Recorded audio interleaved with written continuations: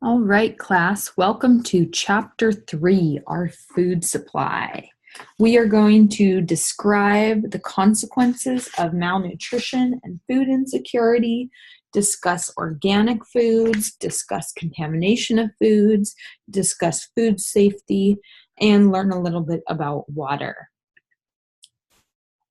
So, food availability and access.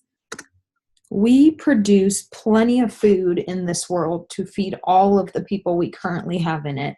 However, there is still very high rates of undernutrition. About 2 billion people suffer from micronutrient deficiencies, and 1 in 8 people are undernourished. Total, as far as undernourishment goes, I've got 870 million. And this is a very sad story because, like I said, we produce plenty of food. Why can't we get it to people who need it? Those are really good questions. I think there's a lot of factors that go into that, but we're not going to be able to touch on all of them today. Food availability and access. So, malnutrition and hunger account for over half of the world's disease burden. And before I can really discuss this, we have to look at the word malnutrition. The word malnutrition has this prefix, which is mal. And if you speak any Spanish, mal is bad. And so malnutrition is not undernutrition or overnutrition. It is both undernutrition or overnutrition. So it can be both, and that's why I put these pictures here. As far as disease goes, certain countries face more undernutrition related diseases versus overnutrition related diseases. In industrial countries, overweight and obesity are huge problems, and it's calculated that about 1.4 billion people suffer from overweight and obesity, which puts them at higher risk for diabetes, cardiovascular disease, high blood pressure, etc. Food availability and access. So I did mention that in industrialized countries, we do mainly suffer from obesity and overnutrition. And when I say overnutrition, I really mean more calories. I don't mean that we're getting tons of nutrients. I really just mean more calories. And we are actually seeing this trend happening in countries that were previously less developed. So as third world or less developed countries grow and become more developed, they unfortunately adopt Western lifestyles and Western diets. And they also end up with Western health issues such as obesity and chronic disease. And this phenomenon is known as the nutrition transition. All right. So, what are some of the health consequences? If somebody is undernourished, they may be getting not enough calories, not enough macronutrients, not enough micronutrients, or any combination of the above. And pretty much their entire body is affected. Their physical and mental activity declines, their immune system is severely weakened, they're at higher risk for disease and infections, growth ceases, muscle and fat wasting occur. As far as micronutrient deficiencies, vitamin A, iodine, iron, zinc, and folate are very, very common ones. So vitamin A, iron, iodine, excuse my writing, iodine, zinc, and folate are very common ones. Vitamin A deficiency can cause blindness. It is the leading cause of preventable blindness worldwide. It can also weaken the immune system, so people who are affected are more at risk for developing measles, malaria, having diarrhea. Iodine deficiency can cause goiters, which just look ugly, but it can also cause stunted growth or cretinism, which is mental retardation. Iron deficiency Physical and mental issues, anemia, zinc, growth, reproductive issues, folate, neural tube defects, just to name a few. Food security. So the U.S. Department of Agriculture, the USDA, monitors something called food security. And food security is access by all people at all times to enough food for an active, healthy life. If somebody does not have food security, they are considered food insecure. And there are different levels of food insecurity, which you can look at in a chart in your book. People who are food insecure may not get enough nutrition. They may get poor quality nutrition. They may have lower intake of fruits and veggies and meats and milk. And children and women are particularly affected. So in the United States, food insecurity, households run out of food. I think that that's pretty self-explanatory. Behaviors change as far as eating goes. People will choose to buy cheaper foods. What kinds of foods are cheap? I have some pictures here. These are not healthy foods. These are sodium-loaded foods. Okay, we'll give McDonald's a little bit of credit because, hey, they put a salad on the dollar menu. That's pretty nice of them. But if you only have $1 for that entire day's worth of food, you are going to want to buy something that fills you up and that's high in calories versus something that is not going to fill you up but potentially be a good source of nutrients. So poor quality diets are something that happens a lot. And it's kind of, they call it the, what do they call it? I don't know if they call it the poverty obesity paradox. You would think people in poverty who don't have money would be skinny. You would think they would be underweight. But what we really see is they tend to be overweight. And they're overweight because they eat these poor nutrient, high calorie, high fat foods that are very cheap. Also, there is some thought that behaviors such as hoarding foods or overeating when they have the opportunity can contribute to overweightness as well.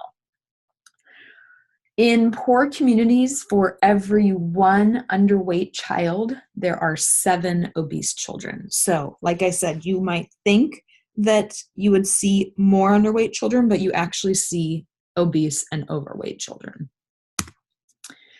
Food insecurity. So this and the next slide are mostly just kind of FYI slides, meaning I think they're very important to know, but I'm not going to ask you specific numbers on a test or anything.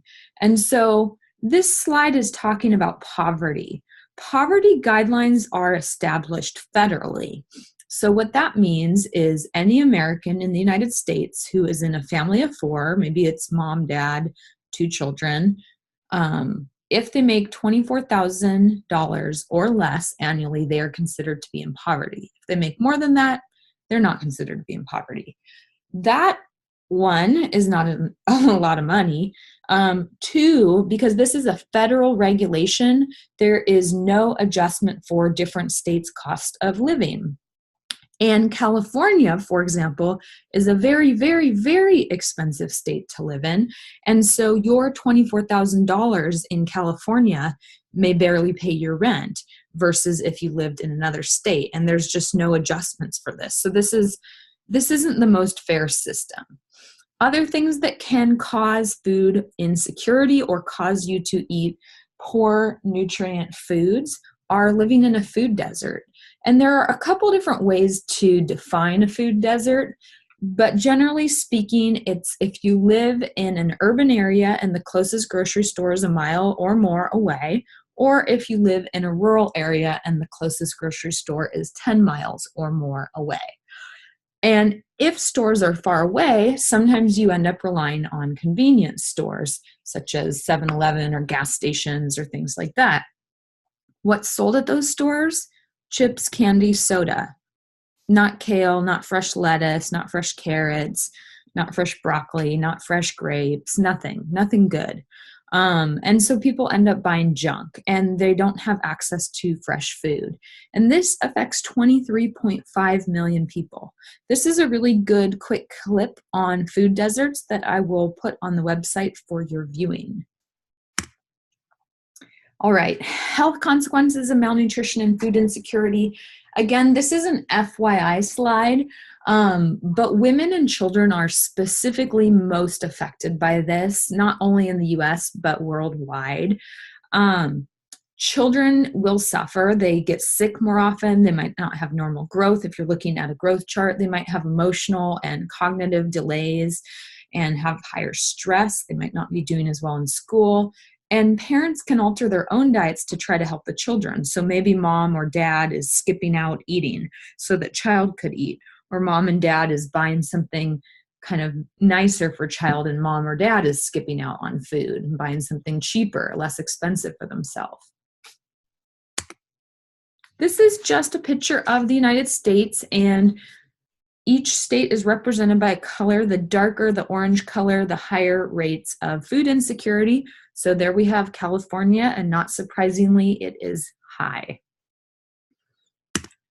What do we do about it? So starting in the early 1900s, our government recognized a big problem with food insecurity and people not getting enough nutrients. And so they started many federal and state-run programs to help assist that.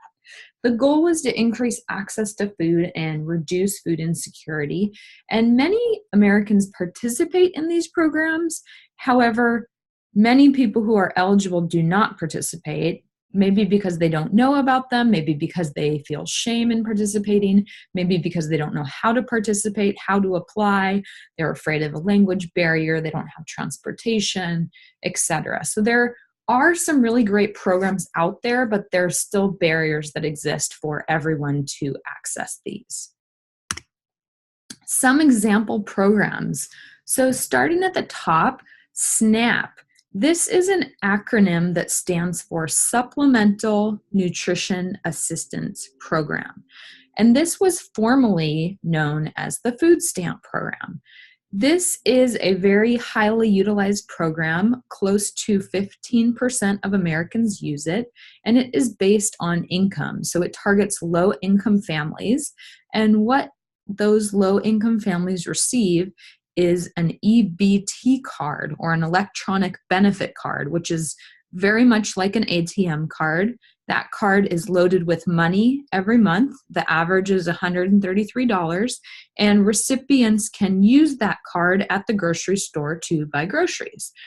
It's really great because it looks just like an ATM card, and so nobody would know that they are using this quote-unquote food stamp, or what was formerly called the food stamp program.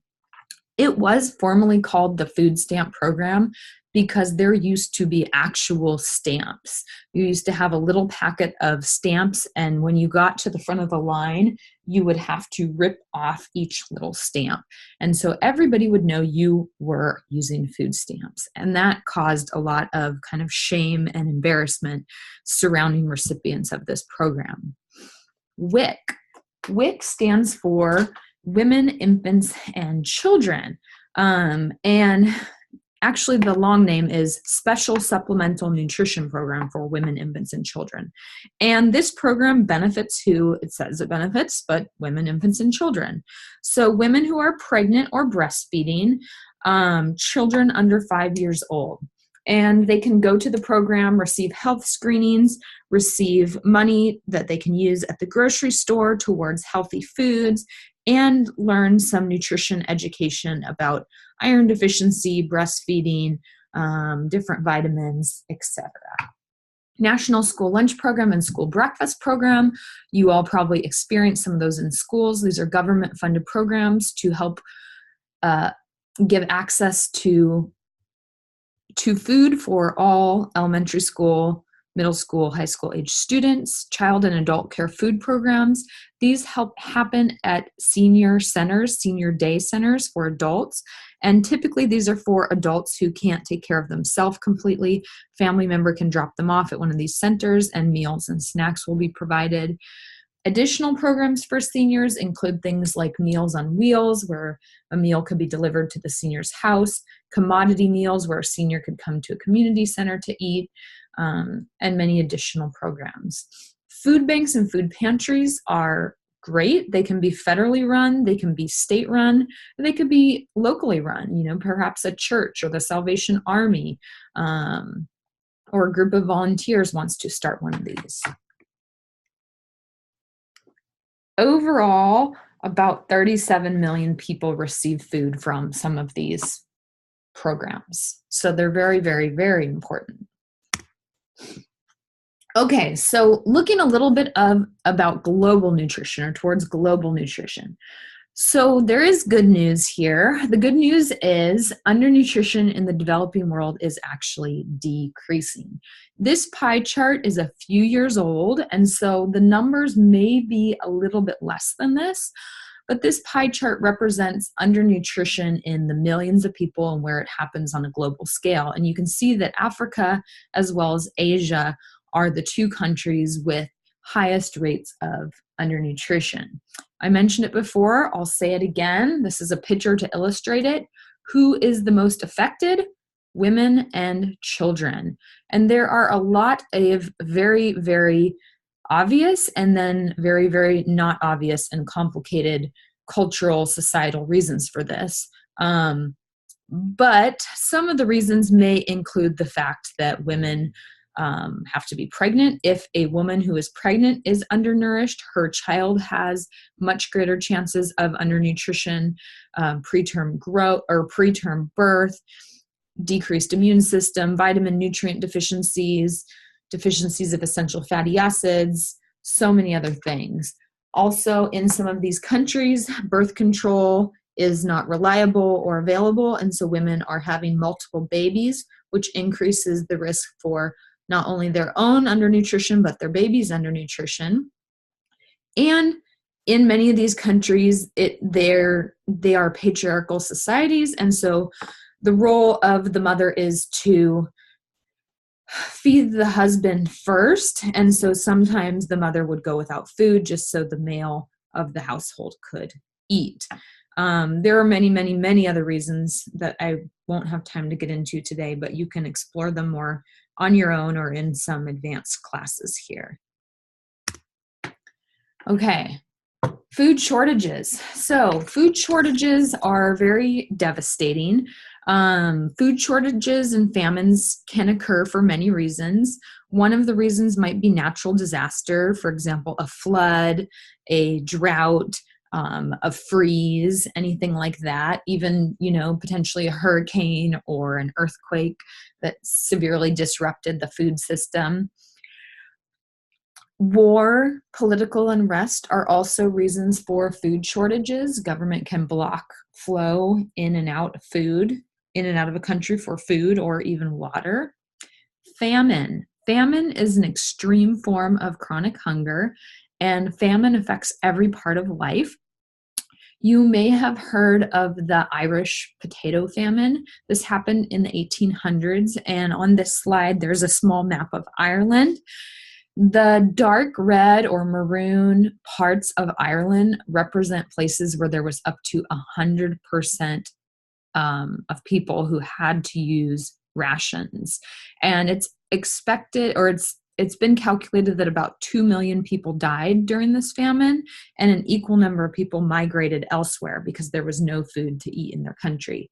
There were additional famines in China in the 1900s that affected 16 million people, and Bangladesh that infected 1.5 million people, India, 3 million people, and they've happened just all over the world. So famines are very, very destructive and devastating times where people are suffering from hunger and there's not enough food availability. This is just a FYI map, but I think it's interesting. This is a hunger map of the world. 2005 was the most recent one I could find. As far as these colors go, this green one is less than 5%. This one is 5 to 14.9. This one is 15 to 24.9. 25 to 34.9, and over 35% is the dark maroon color. So for whatever reason, all these maps seem to choose maroon as bad and green is good. So you can see in the United States, we don't have too much color other than green. Central and some parts of South America do. Africa, Asia, China, India, Mongolia have quite a few, and then some of these islands, Indonesia, etc. Food production. So we're shifting away a little bit, talk about some other things. So food production.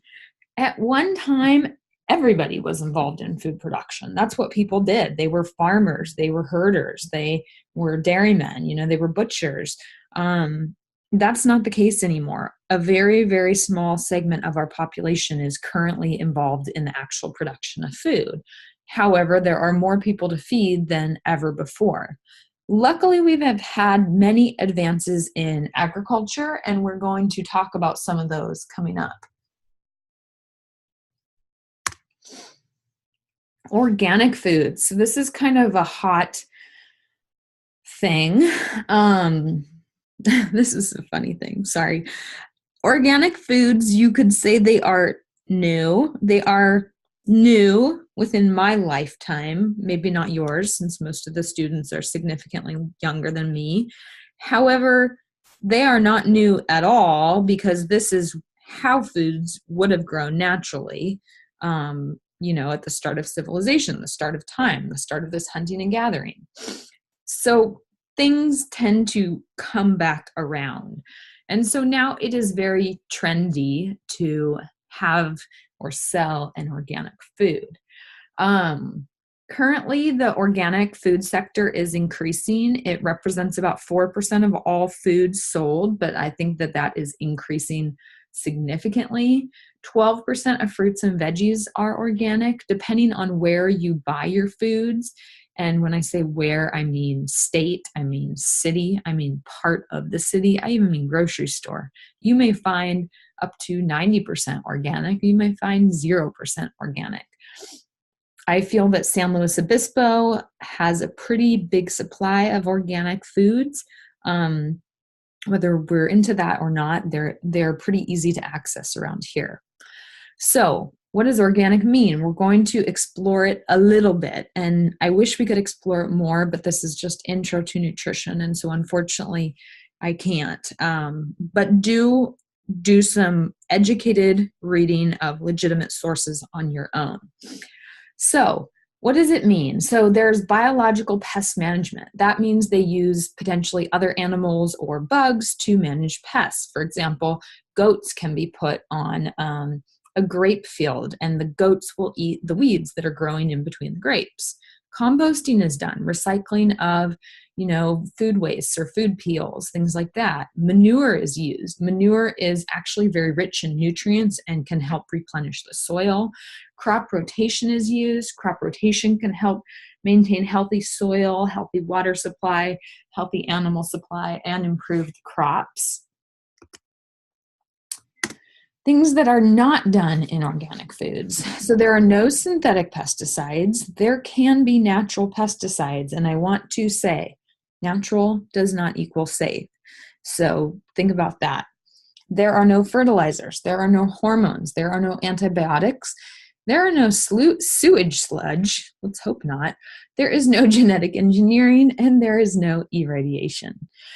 In addition, if it is organic meat, poultry, eggs, or dairy, the animals have to be able to graze outdoors and fed organic feed. As far as grazing outdoors goes, they have to have access to the outdoors to graze. It doesn't mean they're grazing out there all day long necessarily. They may only have an hour or so of graze time. Labeling organic. So I added this, it wasn't in your book, but since we are all consumers, we will see these labels at the grocery stores, and I think they're important.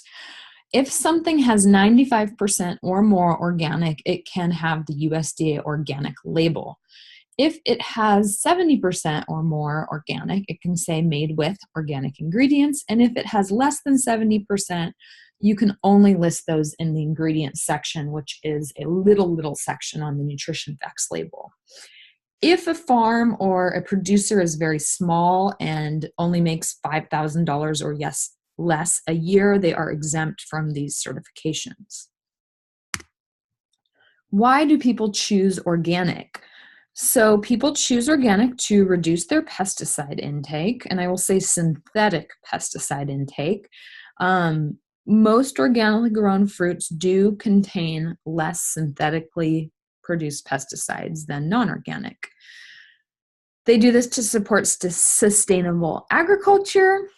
Compared to conventional agriculture, this can help reduce fossil fuel consumption, improve the soils like I just talked about, reduce water, and help with crop variety, and improve the nutritional quality in their diets. And this is a big, big question mark. So currently, there is no evidence that organic foods are more nutritious than non-organic foods. There was a huge study done, a meta-analysis. It looked at 223 other studies, and no significant differences in nutrient content were shown.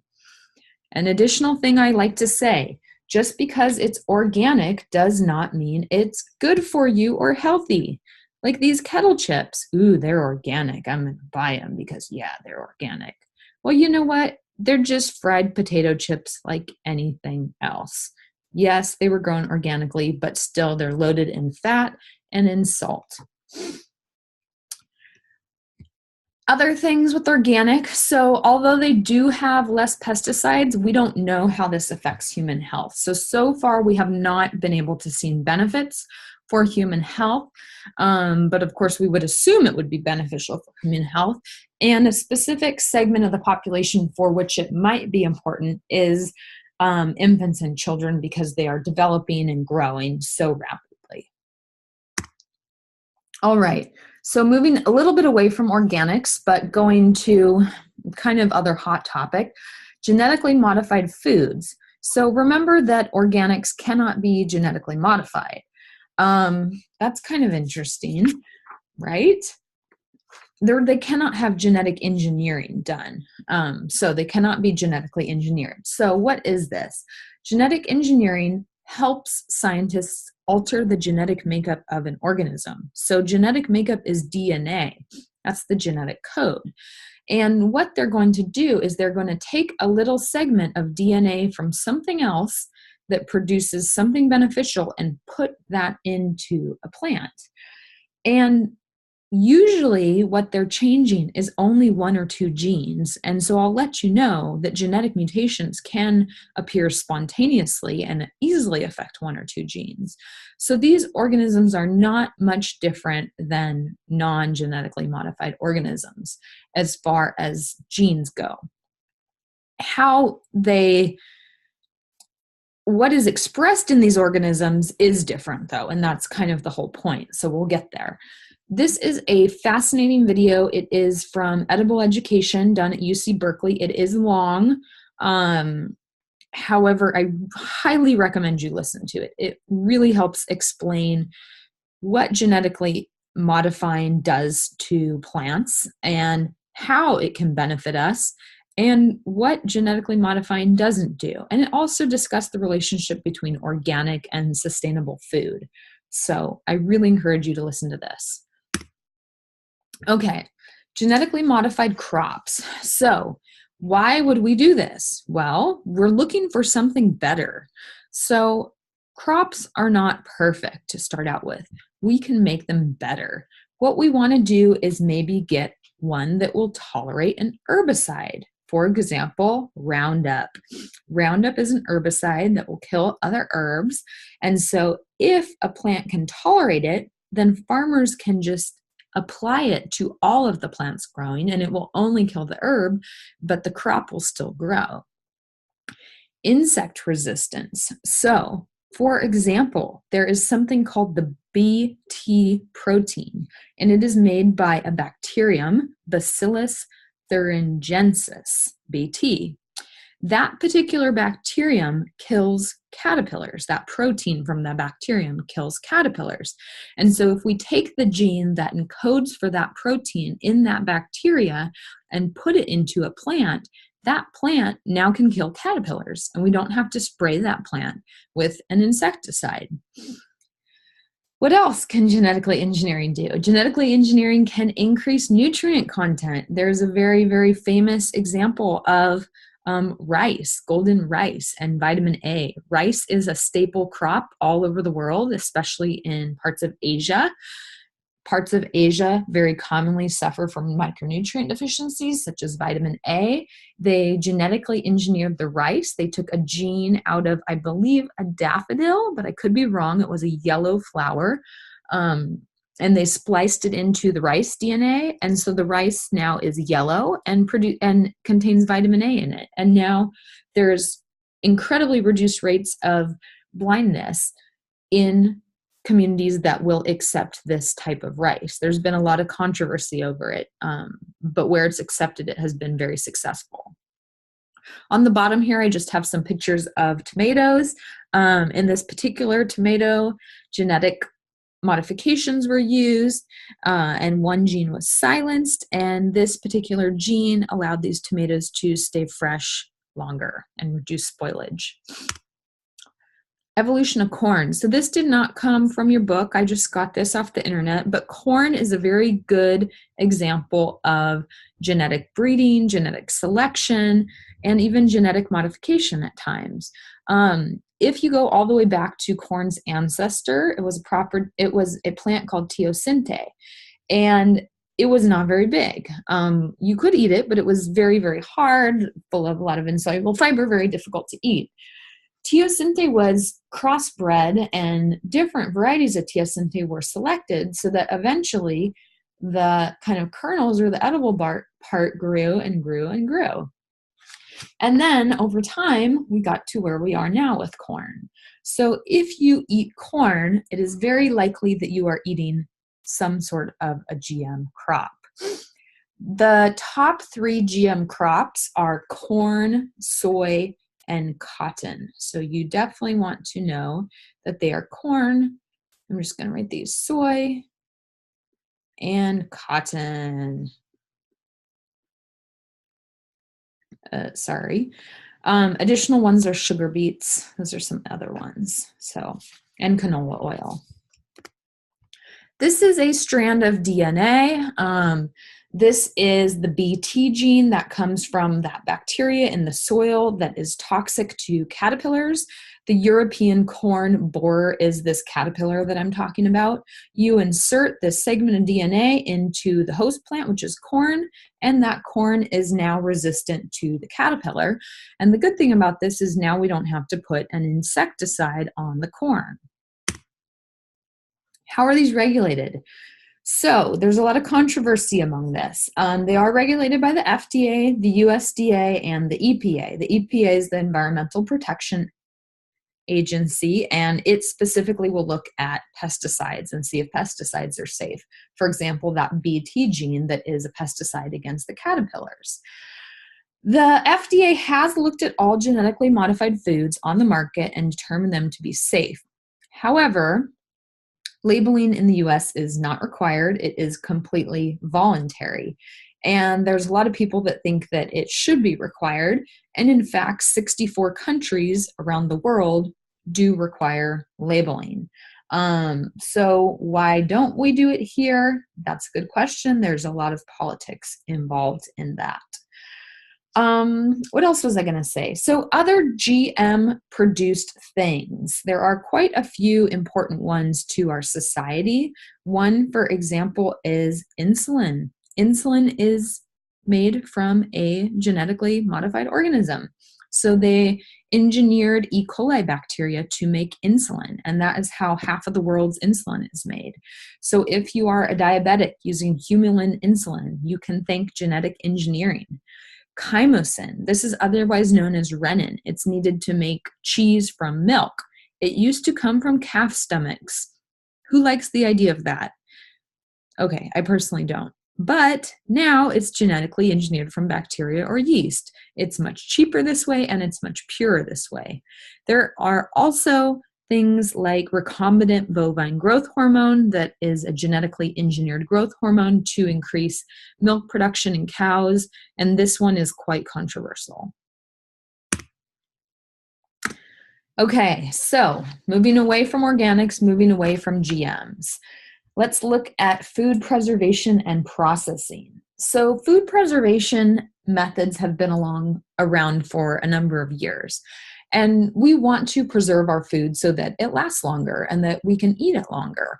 And so that we don't have to just eat seasonal food, so we can eat food all year long. In the United States, we are very spoiled. We can get food all year long. You know, you can buy watermelons all year long. You can buy strawberries all year long.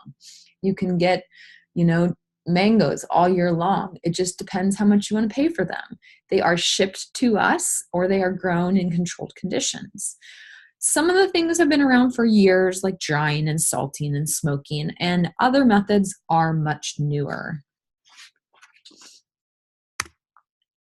Food additives. So food additives are put into foods, processed foods, and there are a lot of reasons for food additives. They can help maintain their safety. They can help maintain their freshness or reduce spoiling. They can add nutritious ingredients, for example, calcium fortified or iron fortified or vitamin D fortified. They might make the food more appealing, for example, color or flavor, things like that. And they are regulated by the FDA. So manufacturers are required to test the safety and prove the safety of new additives before they can be used. However, there are a few additives that are exempt from this. And these additives are on what's called the GRAS list, or generally recognized as safe list. And this list is also a little controversial because things like salt and sugar and caffeine are on there. And a lot of people would argue that those are not safe at all. Okay, food additives. So there are intentional and unintentional food additives. And I talked a little bit about intentional food additives and why we might add things for food. What about unintentional food additives? So these are things that can be found in foods that nobody tried to put in them. These got in through contamination or potentially packaging seeping into the food material, exposures, etc. And they can happen during transport or storage or packaging or cultivation. And they include pesticides. We obviously don't want the pesticides on our food. Arsenic, this is a carcinogen. It's sometimes found in waters. And BPA. This is not at all an extensive list of incidental food additives. There are nameless things that could become an incidental food additive, but these are just three that we're kind of highlighting today. BPA is found in some metal and plastic food containers, and there's a possibility that depending on storage or cooking technique, that chemical can leach into the foods that we eat. It is found in the urine of most people, children and adults, and so that is kind of scary because it is an endocrine disruptor. That means it interferes with our hormonal system, our metabolic mechanisms. It can damage our liver, our pancreas, our thyroid, and increase our risk of cardiovascular disease, obesity, and diabetes. So BPA is definitely not something good. I do want to note that toxicity of a substance depends on, how it affects the body, not if it's synthetic or natural, because there are many natural substances that can be incidental food additives or even intentional food additives that could be toxic at high amounts. Even salt. If you ate too much salt, it could be toxic. And many plants actually have natural toxins as well. So foodborne illness. This chapter is covering a lot of information, so it's just a brief overview. Obviously, we can't talk about everything. Foodborne illness. So in the United States, I liked this infographic. 48 million people suffer from foodborne illness. Probably many, many more than that, but it's probably underdiagnosed because a lot of these are short-lived or not serious and people don't end up going to the doctor or the hospital for them. We think that about 80% of the species that cause these are unknown. About 1/4 of the population is at increased risk for these. Some of the symptoms could include nausea, vomiting, diarrhea. However, symptoms could be severe, cause seizures, blood poisoning, organ failure, and even death. So generally they're mild and short-lived, but they can be severe. All right, so we are at greatest risk for food poisoning from viruses and bacteria. However, fungi, parasites, and we'll learn about prions a little bit, can also cause food poisonings. This food poisoning can happen generally 2 routes. Either you are eating the microorganism itself, or that microorganism has secreted a toxin into the food we eat, or once it enters our body, then it secretes a toxin. So those are ways that foodborne illness can occur. Microbial pathogens. So how do we get these? Like, where do they come from in our foods? The majority of them end up in our foods through 3 routes: the fecal route, from an infected individual, or from cross-contamination. If feces from a human or animal ends up in the food supply, either through the water, through not washing hands, through contamination, etc., that can cause infections. Common food sources of all of these are meats, poultry, eggs, fish, shellfish, and dairy, as well as fresh produce, specifically fresh produce that you have to wash, and that has a large surface area, like sprouts. Contamination by an infected individual can happen if somebody has a wound that's infected with a bacteria, or if somebody has a chest infection and coughs on the food. And cross-contamination between foods can happen. So if, for example, the obvious example is if you are cutting raw chicken on a cutting board, and then you go to cut your tomato on that same cutting board without washing it. The chicken you were going to cook, but the tomato you're not going to cook. So any bacteria that's now touched that tomato, you could potentially ingest. Prions. So I chose to talk about these because I think they're interesting and not that many people maybe have heard of them. Prions are infectious protein particles, and they kind of made the news not too long ago with the development of mad cow disease. And what happened in mad cow disease is cows were actually being fed food that included sheep parts. So sheep brain, sheep spinal cords, different parts of the sheep, and sheep were infected with this prion. The prion infected the cow. The cows died. Before they died, they looked crazy, and so that's why it was called mad cow disease. But they had weakness, they stumbled, they collapsed, they ran into walls, they toppled over. They were just not normal. Unfortunately, prions are not killed by high temperatures. So when a few humans ate the meat of cows who had this, a similar disease developed in humans, and this similar disease was called Creutzfeldt-Jakob disease. There were 21 cases in the US and Canada, and there have been 227 cases worldwide. When this happened, meat was recalled. Different measures were taken to reduce this happening in the future, but these people did die of the disease. This is just a little diagram of how it happens and how it can then be passed from cow to human. Toxins. So toxins are all over our environment. They can be made by molds, algae, and plants. Many molds are not toxic. They just potentially look bad. So just because a food has mold on it doesn't mean it's toxic or poisonous. It also doesn't mean it's not toxic or poisonous. Molds generally change the color, the texture, the taste, the odor of foods, and generally are not dangerous. However, some can be. Algae can produce toxins, and when fish ingest those algae, the algae don't necessarily harm the fish, but if humans eat them, they can cause harm for humans. And the toxins aren't destroyed by cooking or freezing, so that can be a big problem. One of the particular toxins produced by algae is called ciguatoxin. Cheese and breads are likely to mold, and then plants can produce their own toxins. An example of a plant toxin is solanine, and this is made in potatoes when the potatoes sprout and are stored in bright places. So it is important to store your potatoes in a cool, dry, dark place. You can kind of see the solanine or an indicator of the solanine, and that's where the potato might have some green spots. Also, the warts of the potato should be cut off because those may have higher solanine production. Another plant toxin that's been in the news recently is lignans, and these are protective mechanisms for plants. However, if we cook plants, they don't pose much risk to humans, so those should be okay. Water safety.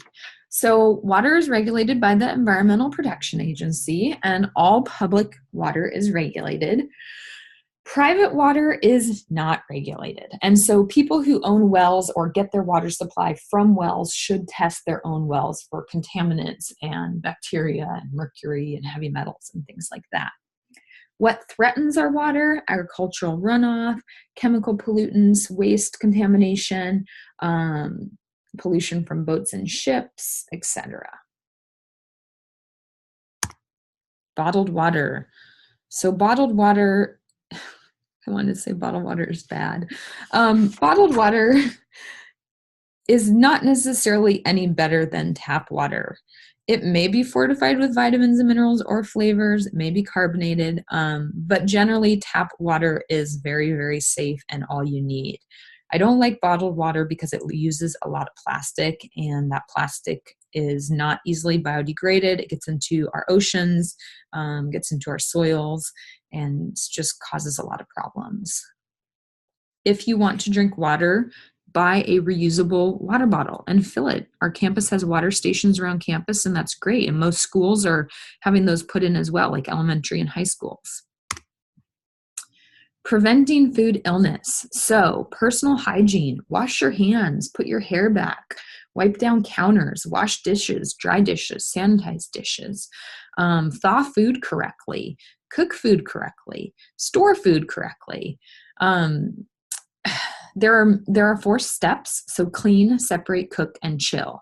Certain foods require certain temperatures to be heated to so that the majority of pathogens will be destroyed, and there are charts in your book for that.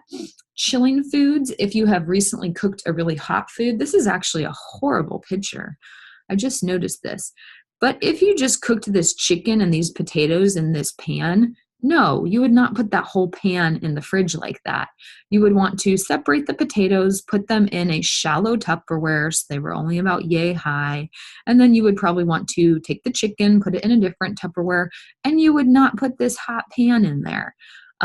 Anyways, there are proper methods for all of these steps that you can read about more in your book.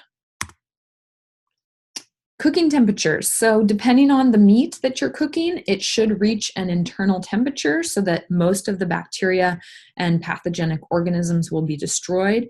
I highly recommend you get a meat thermometer. They're very, very cheap, a couple dollars, and it's really the only way to know if meat is done. You can't just cut it and look. Using a thermometer is really the only way. This is talking about the danger zone. So the danger zone is an area where bacteria will quickly grow. And the danger zone happens between about 41 degrees and 135 degrees. So when you refrigerate foods, the idea is that you are refrigerating them below this danger zone. When you reheat foods, you should reheat them to temperatures above this danger zone.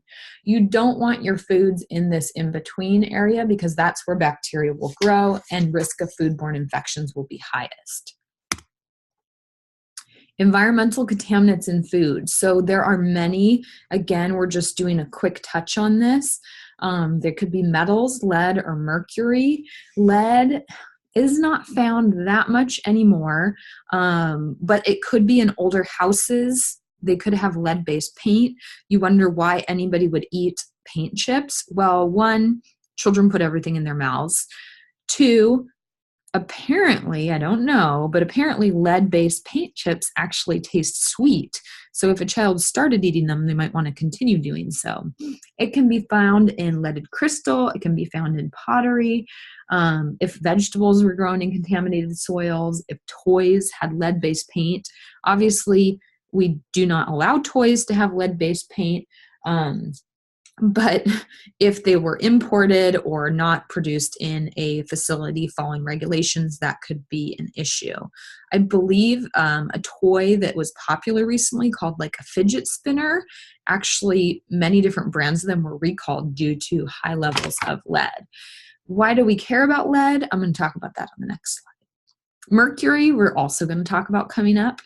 Dioxins, we can talk about a little bit. These are byproducts of industrial processes and incineration of waste. They are carcinogenic. They can cause nerve damage, liver damage, increased risk of type 2 diabetes, and affect reproduction. PCBs, again, these have come from industrial processes and are carcinogenic and often contaminate our waterways. And then pesticides and antibiotics. So lead. Lead is toxic. It is absolutely toxic. It prevents the synthesis of hemoglobin. Hemoglobin is needed to carry oxygen to every cell in our body. So we cannot get oxygen to our cells if we have lead poisoning.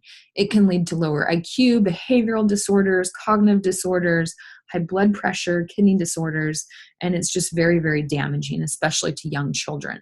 The damage is generally permanent. A good thing about diet and lead, if a child or anybody has a diet that is adequate in iron, they are less likely to absorb that much lead if exposed to it. So having adequate iron intakes in children is important for that additional function as well as all the important things that iron naturally does. Mercury. You may have heard about mercury in fish. Mercury. So mercury is very prevalent in our environment, and bacteria can convert mercury to something called methylmercury. Methylmercury is toxic. It can cause nerve damage, fatigue, learning disabilities, etc. And fish are the primary source of methylmercury. The larger the fish, the higher chance that it is contaminated with mercury. And there are certain species of fish that are known to be very high in mercury. And I have a chart on the next page.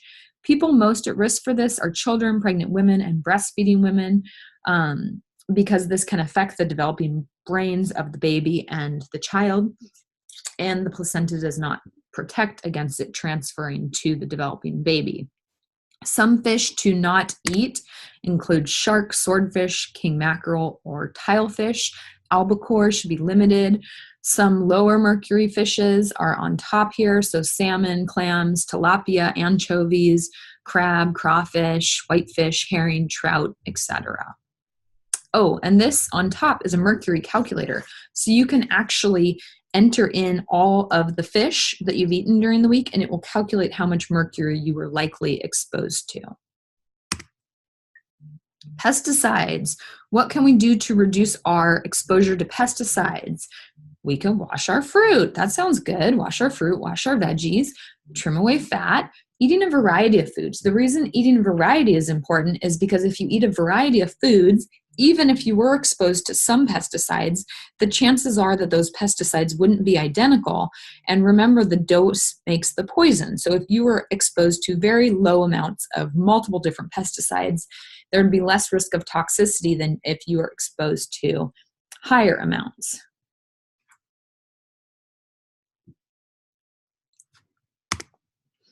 Antibiotics. So antibiotics are often given to animals to increase yield. The concern with this is that this can cause antibiotic-resistant bacteria, which then humans can be infected with. So again, read about this more on your own. It is fascinating and scary. Thank you for listening today, and I'll see you soon.